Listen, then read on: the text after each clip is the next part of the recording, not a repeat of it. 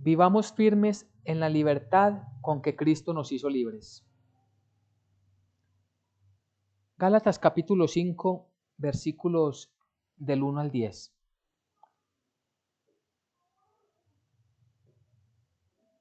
Están pues firmes en la libertad con que Cristo nos hizo libres. Y no estéis otra vez sujetos al yugo de esclavitud. He aquí, yo Pablo os digo que si os circuncidáis, de nada os aprovechará Cristo. Y otra vez testifico a todo hombre que si se circuncida, que está obligado a guardar toda la ley. De Cristo os desligasteis los que por la ley os justificáis, de la gracia habéis caído. Pues nosotros por el Espíritu aguardamos por fe la esperanza de la justicia, porque en Cristo Jesús ni la circuncisión vale algo ni la incircuncisión, sino la fe que obra por el amor. Vosotros corríais bien. ¿Quién os estorbó para no obedecer a la verdad? Esta persuasión no procede de aquel que os llama. Un poco de levadura leuda toda la masa.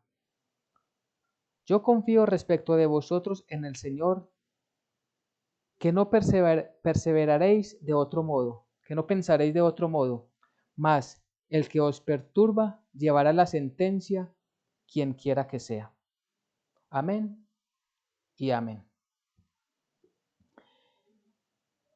Este pasaje que nos encontramos en el capítulo 5 de Gálatas habla de que debemos estar firmes en la libertad con que Cristo nos hizo libres. Y antes de este pasaje, en el capítulo 4, Pablo venía tomando para enseñanza un ejemplo, tomando como ejemplo más bien un pasaje del Antiguo Testamento del libro de Génesis. Allí recordemos cuando Abraham y Sara, siendo ellos ya de avanzada edad, siendo ancianos, no tenían hijos porque Sara era estéril. Y cómo viene la promesa de Dios a Abraham de que Sara allí en su vejez daría a luz un hijo. Que a partir de ese hijo habría una gran descendencia, habría una gran nación. La nación que hoy conocemos como Israel. Porque Abraham engendró a Isaac, Isaac a Jacob. De ahí las 12 tribus y de ahí toda la descendencia. Y el ejemplo que está tomando Pablo para la enseñanza a los Gálatas, toma como ejemplo que Sara y el mismo Abraham, viendo que la promesa que Dios les había dado aún no se había cumplido, y podemos decir que ellos, cuando Dios les habla, les da la promesa, ya eran Abraham por lo menos de 80 años, y que pasados 20 años después de la promesa aún Sara no quedaba encinta, no quedaba en embarazo, no daba a luz. Entonces viene aquello que tristemente hacemos muchos en la humanidad, y es que le queremos ayudar a Dios. ¿Qué fue lo que hizo Sara? Al ver que no se había cumplido la promesa y que ella no había quedado en embarazo, entonces toma a una de sus criadas, Agar, y se la da a su esposo para que en una relación íntima con ella, Abraham y Agar conciban un hijo. Y sabemos lo que pasó. Sabemos que en esta alegoría o en este pasaje que toma Pablo, dice que el hijo de Agar es el hijo de la esclava, porque fue hecho con el esfuerzo humano, con las fuerzas, con la intención del ser humano, y no era el propósito de Dios. Todo venía por gracia, en aquella obra milagrosa que Dios, todo soberano, quería hacer a través de esta mujer estéril, de Sara. Y es entonces cuando después de que nace el hijo de Agar, entonces Dios, cumpliendo su promesa, permite que la esposa verdadera de Abraham tenga a su hijo, a Isaac. ¿Y qué es lo que sucede? Se da un conflicto entre aquel hijo que era de la esclava y el hijo que venía por gracia, el hijo de la promesa. Y es que a eso viene Pablo al traernos estos pasajes, esta enseñanza, que no se puede juntar, no se puede fusionar el esfuerzo humano para salvación con la fe que es en Cristo Jesús. Y es lo que sucede hoy en día en muchos lugares. Pensamos quizás que debemos ayudar a Dios, que debemos aconsejar a Dios, que le debemos de echar una manito a Dios como desconfiando de que Él es todo suficiente. Esto fue lo que hizo Sara entregándole su esclava a Abraham y a Abraham accediendo a esto, porque Abraham debía en su momento plantarse firme y no, la promesa es que tú vas a quedar en embarazo. Pero no, quisieron ayudarle, echarle una manito a Dios. Y entonces ese pasaje, ¿qué es lo que muestra? Que ellos no pudieron convivir juntos y Sara tuvo que expulsar a Agar y a su hijo para que vivieran lejos. De hecho, Dios le dice que él sería dueño o a través de él habría otra nación, pero no la nación que viene de la promesa. Y es la primera enseñanza que debemos tomar nosotros hoy. El pasaje que nos enseña, lo que nos está hablando Gálatas a través del Espíritu Santo y que hoy llega a nuestros corazones es que nosotros debemos de vivir solamente por la fe en Cristo Jesús para salvación. Que no debemos de intentar acumular obras a nuestro favor para mostrarnos dignos de estar delante de Dios, porque ninguna obra podrá ni siquiera acercarse en lo más mínimo a la obra santa, poderosa y gloriosa de nuestro Señor Jesucristo cuando se entregó en la cruenta cruz del Calvario. Entonces a esto se refiere el pasaje. Entonces lo que está diciendo Pablo es, nosotros ya no estamos por la ley, nosotros estamos por la gracia, nosotros vivimos por la promesa. ¿Y la promesa es quién? Cristo Jesús. Y a través de esa promesa, a través de ese descendiente, Cristo Jesús, es que nosotros tenemos libertad y ya no dependemos de las obras de la ley, como les tocaba o como buscaban hacer en el Antiguo Testamento los israelitas. No, nosotros estamos por la fe que es en Cristo Jesús y no necesitamos añadirle a nuestra fe nada de tal manera que podamos presentarnos nosotros con algún mérito delante de Dios. Es como si pretendiéramos, Señor, yo creo en Jesucristo y por eso voy a entrar al reino de los cielos, pero adicionalmente está la parte de Jesucristo y está la parte mía. No, estaríamos diciendo que que la obra de Jesucristo no fue suficiente delante del Padre, lo cual es una aberración delante de los ojos de Dios. No, es completamente y únicamente, exclusivamente por la obra de Jesucristo que nosotros podemos llegar delante del Padre Celestial. Y entonces ahora que hemos sido libres, ahora que no estamos atados a la ley, tenemos que estar nosotros firmes en esta fe, en esta libertad que Cristo nos ha dado. ¿Para qué? Para vivir para Él. ¿Por qué? En el contexto de los Gálatas, recordemos que ellos habían recibido el Evangelio de la salvación por gracia a través de la fe en Jesucristo, justificados por la fe.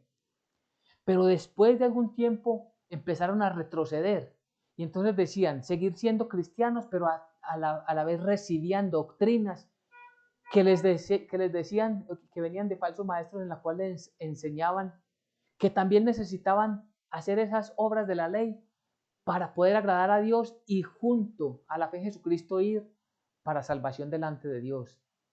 Y sobre eso dice Pablo, eso no es verdad. O es por fe,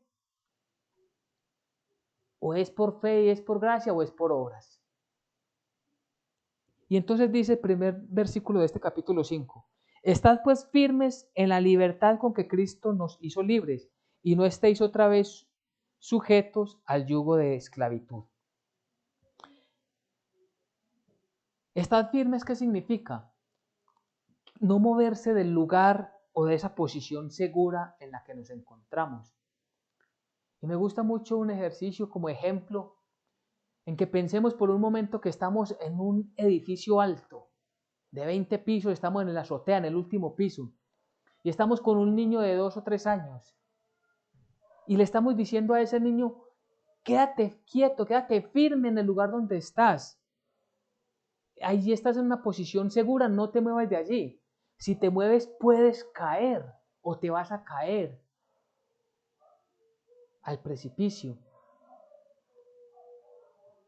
Pues eso es lo que nos está diciendo la palabra de Dios a nosotros, que estemos firmes, que no nos movamos. ¿De dónde? De esa posición segura que es ¿quién? Cristo Jesús. Es nuestra roca firme donde están parados nuestros pies, nuestra fe, nuestra integridad.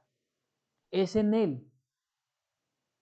Es esa piedra angular que rechazaron muchos de los judíos, pero que nosotros hoy por fe creemos que Él es completamente nuestra salvación. Y dice estar firmes es no se mueva a un lado ni a otro. ¿Qué estaba pasando? Con esas doctrinas que querían con mucha sutileza venir, pretendiendo que la gente no tomara como único motivo de salvación la obra de Jesucristo, como la única obra perfecta de Jesucristo, sino que debía adicionarle sus propias obras. Estaban ¿qué? Desmoronando la fe verdadera en el Señor. Entonces, ¿qué estaba pasando con ellos? Los estaban haciendo esclavos otra vez, ya esa libertad en la cual estaban y la cual Cristo les había dado y nos ha dado a nosotros, ahora la estaban perdiendo. Y sobre eso nosotros debemos de poner cuidado. ¿Por qué? Porque nuestra vida está firme en el Señor y no necesitamos otro mediador, no necesitamos otro salvador, no necesitamos otro intercesor, no necesitamos creer en Jesucristo, quien está intercediendo por nosotros delante del Padre, y creer que alguien más está pidiéndole al Padre por nosotros allá en el reino de los cielos. No, para nosotros es suficiente la doctrina de que Cristo Jesús es el Señor y que Él pagó todos, no quedó faltando ni uno de nuestros pecados, sino que todos fueron pagados en la cruz del Calvario. Cuando dice que nos hizo libres ¿de qué? De la maldición de la ley. Sabemos que la palabra de Dios nos enseña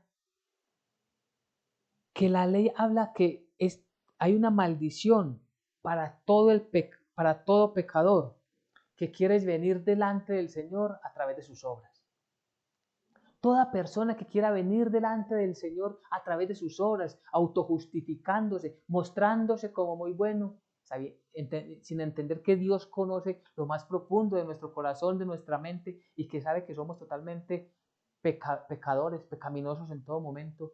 Todo aquel que pretenda tapar con sus obras todos sus pecados, no va a llegar realmente delante del Señor. Y puede seguir trabajando mucho en sus obras, pero ni una sola, ni la suma de todas las obras podrá tapar un solo de sus pecados. No lo podrá cubrir. No será acepto delante del Señor. Y en aquel tiempo se hablaba de lo que era la circuncisión, por eso dice el versículo 2. He aquí, yo Pablo os digo, que si os circuncidáis, de nada os aprovechará Cristo. ¿Qué era la circuncisión? Una marca o un distintivo que tenían los israelitas. Y esto, a través de esta marca, se presentaban como miembros o partícipes del pacto de Dios.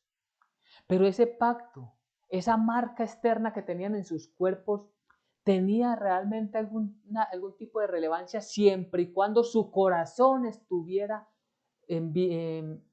viviendo a la luz de la obediencia de la palabra de Dios. Pero ellos simplemente pensaron que por llevar ese distintivo físico y sus corazones totalmente apartados del Señor en desobediencia, deshonrándolo, en idolatrías, en toda cantidad de pecados, que aún así ellos iban a ser aceptados por Dios. Y es lo que está diciendo Pablo.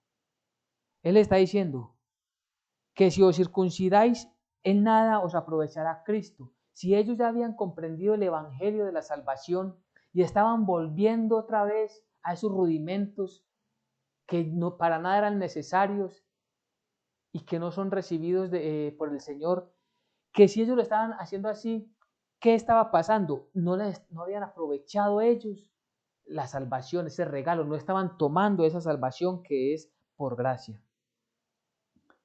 Es decir, les está aclarando que la salvación no es un mérito que nos hemos ganado nosotros, que no es un beneficio o un requisito esa circuncisión que ellos hacían para la salvación. Nada de eso servía. Que si ellos comprendían verdaderamente el Evangelio era suficiente, pero que si querían mezclarlo, para nada les aprovecharía el Evangelio que Pablo les había explicado. Tenemos que mirarnos a nosotros mismos. Si nosotros hoy verdaderamente comprendemos que para la salvación es suficiente la obra de Cristo y que no podemos ni necesitamos llevar nada más delante de Él.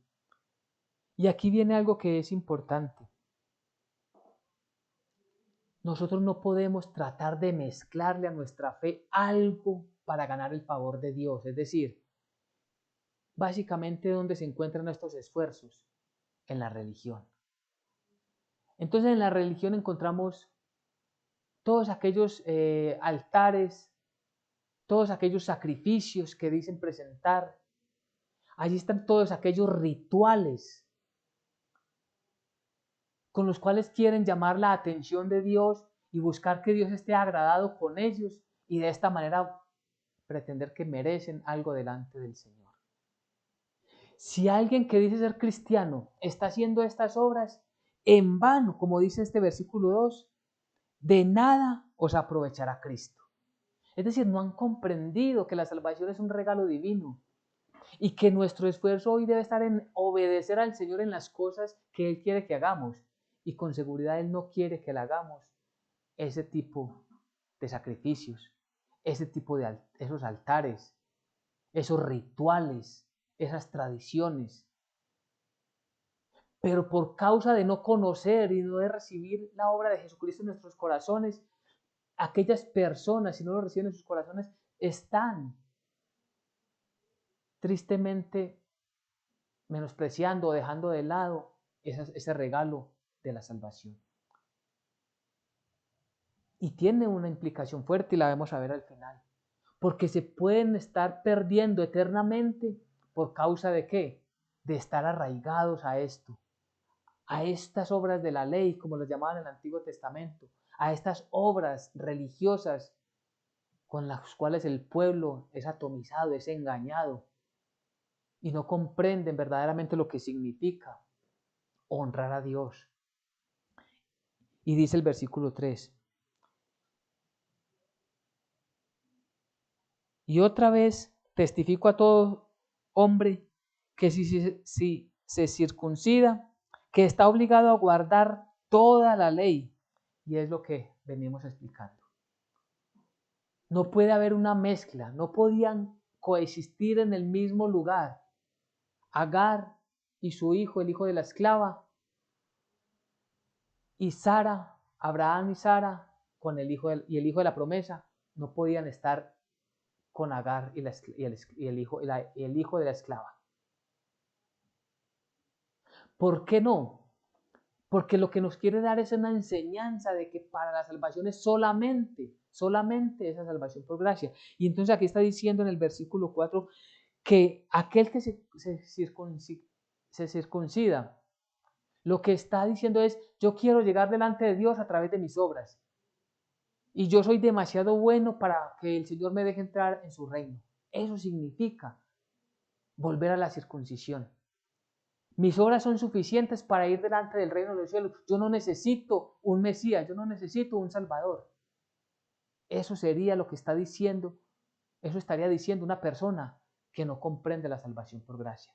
Y le está diciendo, aquel que decida que es por obras, pues tiene que cumplir todo lo que manda la ley, no cumplir algunos mandamientos de Dios, no cumplir algunas de las cosas que Dios ordenó que tendríamos que hacer o que tendría que hacer aquella persona que decida vivir por obras.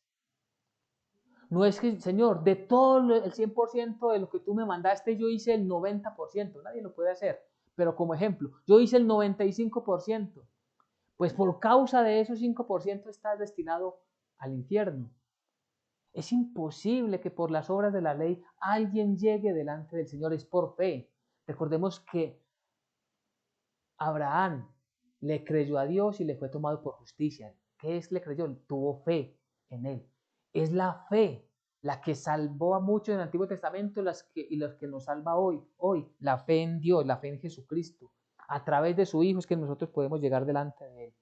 Así que no puede haber esa mezcla, ni mucho menos pensar que por hacer algunas obras vamos a tapar el resto de nuestros pecados, o todos nuestros pecados, y vamos a llegar bien delante de nuestro Dios, lo cual Pablo hace el énfasis. Otra vez testifico, otra vez les digo. Versículo 4. De Cristo os desligaste los que por la ley os justificáis, de la gracia habéis caído. ¿Qué significa? Rechazar la salvación por gracia es ponerle obras para llegar delante de Dios. Entonces nos estamos desligando, estamos separando. Recordemos, no podemos pretender llegar delante de Dios con la fe en Jesucristo más nuestras obras. Mire, delante del Señor no tenemos la más mínima posibilidad de llegar delante de Él por nuestras propias fuerzas, por nuestras obras. Lo que estamos haciendo es que quien obra de esta manera o quien quiere vivir de esta manera, de justificarse por sus obras, es decir, Señor, yo creo que soy por lo que yo he sido, yo no he sido una persona mala, yo no he matado a nadie, yo no hablo mal de nadie, yo no le robo a nadie, estos son los moralistas, yo no le hago daño a nadie. Estas personas se están autojustificando, pues aquí dice que ellos se están desligando de la gracia de Dios. Y si alguien dice haber creído en el Señor, de haber creído el Evangelio de la salvación por gracia, y están tomando nuevamente esta justificación por las obras de la ley, entonces están cayendo de esa gracia, es decir, no tuvieron verdaderamente esa fe en Cristo Jesús. Y aquí, ¿cuál es la diferencia? Que muchas personas en las congregaciones cristianas comprenden la palabra de Dios, es decir, han estudiado o han escuchado la palabra de Dios y racionalmente saben lo que pasó, saben lo que sucedió, pero esa fe no la tienen verdaderamente arraigada en sus corazones. Entonces, de labios en su momento dijeron, sí, yo creo que en la salvación es por gracia, yo creo que es a través de la fe en Jesucristo, yo creo que es un regalo de Dios, pero más allá de los labios no pasó. Y nuevamente están haciendo esas obras porque dudan que eso sea de esta manera, entonces van a hacer esas obras. Lo que están haciendo es que no han recibido con gratitud, se están desligando, están rechazando esa salvación que es por gracia.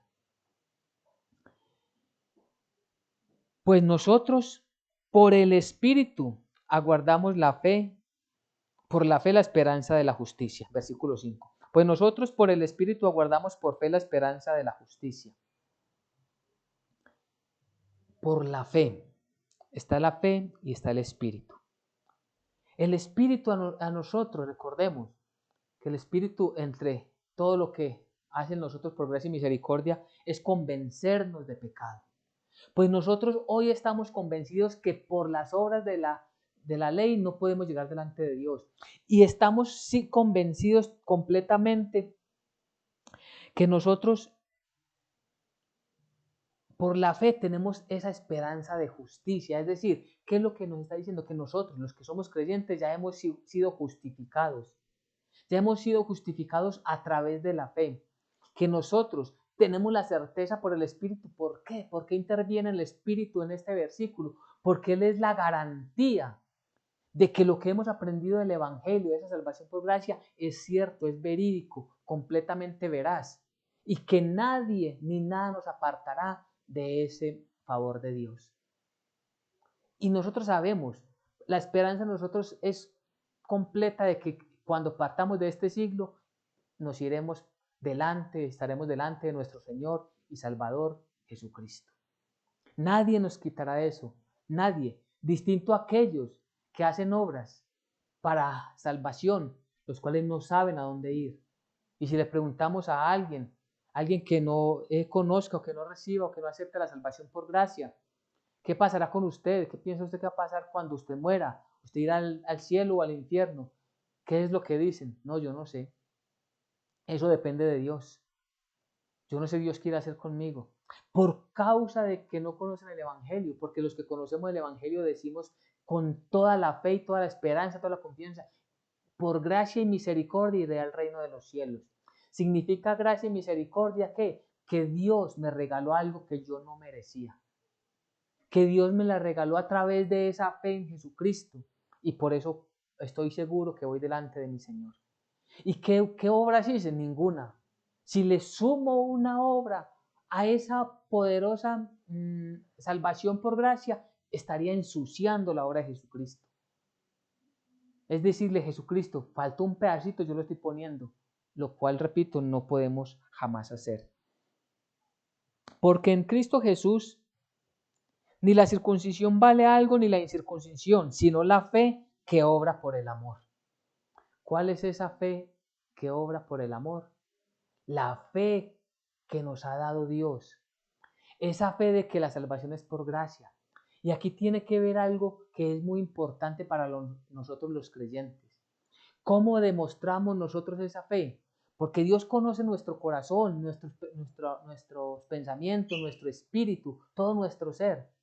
Pero esta fe la podemos manifestar nosotros en el entorno terrenal a través de las obras en el amor que hacemos con los hermanos. ¿Estas obras las hacemos para qué? ¿Para que Dios nos salve? No, tenemos que tenerlo muy claro. Nosotros hemos recibido el amor de Dios. ¿Cómo fue manifestado el amor de Dios? Recordemos que aun siendo nosotros pecadores, Cristo murió por nosotros. Y este es el amor de Dios. Entonces, si nosotros ya tenemos ese amor de Dios y hemos recibido esa gracia, esa salvación, manifestamos ese amor a otras personas enseñándoles el evangelio de la salvación. Es la mejor manera de manifestarle el amor a otra persona. Porque hay veces confundimos el verdadero amor, el amor bíblico, con el amor del mundo. Y pensamos que el amor de Dios es que Él pase por alto el pecado y que no ejerza su justicia castigando el pecado, sino que lo pase por alto y deje al pecador sin castigo. Ningún pecado quedará sin castigo. Los de nosotros, los creyentes, fueron allí pagados en la cruenta cruz. El cuerpo de Jesucristo recibió todo el castigo por causa de nuestros pecados. Pero quien va por sus obras, o quien va a través de sus obras delante del Señor, va a recibir en su mismo cuerpo, en su misma vida, el castigo, pero este será eterno. Puede que hoy estén muy bien, puede que hoy gocen de grande prosperidad, pero vendrá el día del justo juicio del Señor. Entonces el amor verdaderamente manifestado a los demás está en ayudarles, enseñarles para que comprendan la palabra de Dios, para que corrijan sus caminos. Claro, lo hacemos a través de obras de misericordia, pero siempre por delante del Evangelio. Y no para que el Señor nos salve, sino en gratitud porque Él ya nos ha salvado. Como decía el apóstol Santiago, muéstrame tu fe sin obras y yo te mostraré la mía por las obras. Pero esa fe yo la manifiesto a través de las cosas que hago por amor a Dios, a través de enseñar en el amor de Jesucristo el Evangelio de la verdad a otras personas. Vosotros corríais bien. ¿Quién os estorbó para no obedecer a la verdad? Los Gálatas habían recibido el Evangelio. Venían creciendo espiritualmente. Pero después de algún tiempo en que Pablo sigue su camino recorriendo en su peregrinaje, recorriendo diferentes aldeas, diferentes ciudades, se da cuenta que los Gálatas se están devolviendo, están estancados. Entonces está diciendo aquí, vosotros corríais bien, ¿quién os estorbó para no obedecer a la verdad? Ese quien os estorbó era un término que se utilizaba militarmente en aquel tiempo, para describir lo que hacía el ejército enemigo para obstaculizar el paso, de tal manera que se hacía intransitable y tenían ellos que tomar desvíos, pero en esos desvíos estaban las trampas. Eso es exactamente lo que Pablo les está tomando como ejemplo. Vosotros estabais bien, ibais por el buen camino. ¿Quién es estorbo para no obedecer a la verdad? Y es que, ¿quién es el que estorba? Sabemos en primera instancia que es el diablo, Satanás, sus espíritus malignos que están por todo el mundo. Ellos son los que estorban. Pero ¿cómo hacen para que nos salgamos del camino? Porque ellos realmente están limitados en su accionar, pero a través de las decisiones que nosotros vamos tomando podemos darles cabida o no le podemos dar cabida. Si nosotros nos dejamos mover con aquellas sutilezas que de hecho nos habla la palabra de Dios, versículo 8, esta persuasión no procede de aquel que os llama, es decir, ¿quién nos está persuadiendo para apartarlos del camino? ¿Con qué tramas? ¿Con qué palabras los están seduciendo para que se desvíen del evangelio de la verdad? Tenemos nosotros que poner mucho cuidado allí, porque hay muchos que hablan del evangelio y hablan algunas cosas de la Biblia que son ciertas, pero le meten, le añaden, le adicionan cosas que no son de la palabra de Dios. Y es allí donde nosotros tenemos que estar muy atentos. Es allí donde nosotros tenemos que estar muy pendientes, muy vigilantes, orando a toda hora para que el Señor nos ilumine y no permita que nos desviemos del camino con falsas doctrinas. Y es que uno escucha estas palabras, o aquellos palabreros, aquellas personas que hablan y vienen hablando de Dios y le traen por dentro allí mezclada la filosofía humana.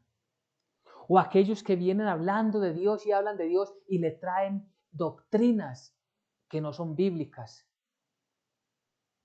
Y personas que hablan de Dios y están en medio de inmensas, grandes oscuridades, pero tienen algo seductor que llama la atención, entonces va corriendo poco a poco al creyente, cuando menos piensa está enredado en sus artificios, en sus maldades, en sus oscuridades. Y por eso dice el versículo 9, un poco de levadura leuda toda la masa. Mire, lo que está diciendo no es que hayan llegado directamente diciendo, la fe en Jesucristo no se necesita para ir al reino de los cielos, no crean en Jesucristo, no. El peligro aquí está en que sí están tomando a Jesucristo, pero no completamente y únicamente para la salvación, sino que le están diciendo, es Jesucristo más la Virgen María, es Jesucristo más este personaje que hizo muchos milagros, este más San Benedicto, este más San yo no sé quién, Cristo más, y este poco de mezclas que suenan aparentemente razonables en términos humanos, no son bíblicos, pero van permeando hasta que al final está totalmente desvirtuada la fe cristiana. A esto se refiere el pasaje. A esto se refiere que un poco de esa levadura es la que daña toda la masa. Bíblicamente, en la gran mayoría de los pasajes, la levadura viene hablando algo de mal, del maligno, algo de maldad.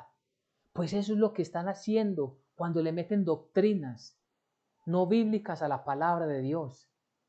Y nosotros, si venimos en el buen camino, tenemos que estar cuidadosos para no dejarnos desviar. Y si alguno ha recibido esas doctrinas, pues estamos a tiempo para rechazarlas, renunciar a ellas y apartarse de ellas, huir de ellos inmediatamente y volver a la fe que es en Cristo Jesús. Por eso dice Pablo en el versículo 10, yo confío respecto de vosotros en el Señor, que no pensaréis de otro modo. Es decir, yo confío que ustedes van a reaccionar. Le está diciendo a los de Galacia, a los Gálatas, a toda esta comunidad de aquella región. Yo confío en que ustedes verdaderamente vuelvan delante del Señor, que caigan en cuenta el error que están cometiendo al aceptar mezclas de doctrinas y que se vuelvan arrepentidos delante del Señor, no lo antes posible, sino inmediatamente, porque es una decisión que se debe tomar de forma inmediata. Y viene una sentencia dura. En la parte B de este versículo dice, mas el que os perturba llevará la sentencia, cualquiera que sea. Aquel que esté perturbando, que esté metiendo esas falsas doctrinas en el tiempo de los Gálatas y en este tiempo y en todas las generaciones, que esté metiendo doctrinas falsas, doctrinas inventadas por hombres no bíblicas, doctrinas que aparentan ser muy buenas y que son muy persuasivas, pero que no son bíblicas, recibirán el castigo conforme a las sentencias. Ellos, todo eso es quien quiera que sea, es decir, cualquier persona. Recordemos cuando hemos estudiado el término o la frase, Dios no hace acepción de personas. Y Dios no hace acepción de personas. Cualquiera que venga delante de Él arrepentido, le recibe.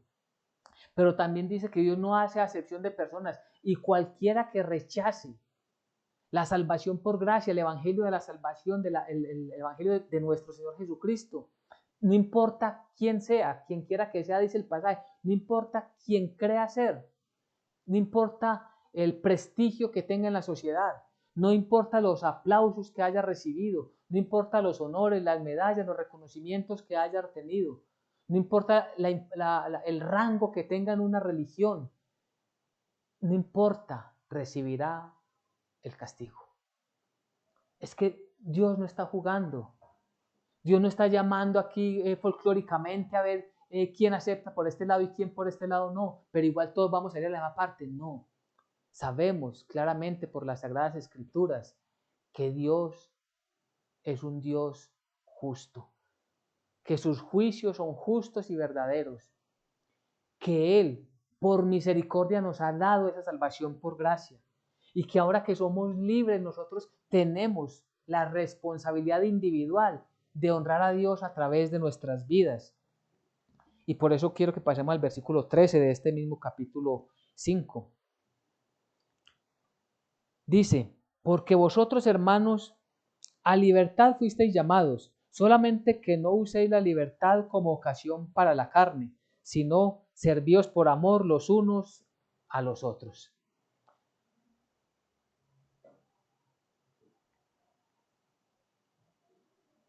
A libertad fuimos nosotros llamados.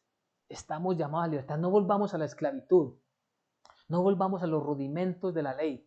Quedemos firmes en esa gracia, en ese regalo, en la salvación por gracia, firmes en la fe que es en Cristo Jesús. Creamos definitivamente que Jesucristo es suficiente salvador de mi vida y que no necesito añadirle nada más. Y ahora que soy libre, que ya no estoy esclavo, ¿qué es lo que tengo que hacer para que el Señor me salve? No, ahora que tengo la certeza de la salvación, esa libertad con la que fuimos llamados, ¿la usamos para qué? Para servir a Dios, para servir a Dios en amor. No utilizarla como libertinaje, porque tristemente algunos pasajes mal utilizados por muchas personas dicen que como ya el Señor Jesucristo pagó por todos nuestros pecados pasados, presentes y futuros, así que no importa lo que yo haga hoy, si le doy desenfreno a mis deseos carnales, pues igual Él ya pagó por eso. No, porque recordemos que algo que demuestra que hemos recibido esa salvación por gracia es la regeneración. Ese cambio de estilo de vida es lo que nos está confirmando a nosotros mismos que nosotros somos salvos. No podemos decir que una persona es salva cuando practica el pecado, cuando vive practicando las obras y los deseos pecaminosos de la carne. No, por el contrario, ahora nosotros servimos por amor los unos a los otros. Y hemos dicho, ¿por amor a quién? Primero por amor a Dios, a esa obra de Jesucristo, por amor a nuestro Señor, a nuestro Redentor, a nuestro Mesías, por amor al Espíritu Santo y por gratitud al Espíritu Santo que está con nosotros. Y por amor a las demás personas. ¿Por qué? Porque es necesario que ellos conozcan, reciban el Evangelio de la salvación. Sirviéndonos los unos a los otros, nos enseña la palabra de Dios. Así que vamos concluyendo, vamos cerrando este tema por el día de hoy. ¿Qué es lo que nos dice entonces la palabra del día de hoy? ¿Qué es lo que nos da la enseñanza? Que no podemos fusionar, no podemos juntar las obras de la ley, las obras de nosotros, juntarlas a la obra que hizo Jesucristo para redención de nuestras vidas. No, jamás. Solamente Dios acepta exclusivamente la obra de Jesucristo para salvarnos a nosotros. Quien tenga esa fe verdadera que Cristo pagó por sus pecados, esa persona irá delante del Padre. ¿Cómo demuestra o cómo sabe una persona que realmente es salva? Por ese deseo de todos los días ser más y más regenerado. ¿Qué significa? Ser más y más o estar más y más apartado del pecado, viviendo para Dios, apartado para Dios, lejos del pecado. Eso es lo que va mostrando realmente que una persona ha recibido esa salvación por gracia. Tercero, es importante que nos desliguemos completamente, que tomemos esa decisión, como dice el apóstol Pablo, que ustedes piensen de esta manera, les decía a ellos, que todos pensemos de que debemos de estar solamente en la fe de Jesucristo y no participar de aquellas obras infructuosas de la religión. No pensemos en nada de eso, no participemos de esos altares, no participemos de todas aquellas ofrendas y tributos que dicen ellos ofrecer al Señor. Dios quiere nuestra vida transformada y renovada a través de la luz de la palabra de Dios. Y por último, esta libertad que hemos recibido no es para que nos demos al libertinaje, por el contrario, para restringir nuestra vida completamente del libertinaje y vivir en gratitud para Dios. Porque hoy el Señor nos dice que vivamos firmes en la libertad con que Cristo nos hizo libres. Amén y amén.